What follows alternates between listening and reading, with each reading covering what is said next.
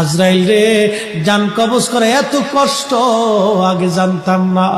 আজরাইল, আমাকে একটু আসানের সাথে তুমি জান কবজ করো। আজরাইল বললেন, হুজুর, আসমানের নিচে জমিনের উপরে আপনার চাইতে সহজভাবে জান আমি কারো কবজ করি নাই। আল্লাহ আমার উপরে করা নির্দেশ, আমার হাবিবের জান কবজ হবে সবচেয়ে বড় আসানে। হুজুর, আমি যদি আপনাকে আসানে জান কবজ না করি, নবী গো, আল্লাহর লানত আমি ধ্বংস হয়ে যাব।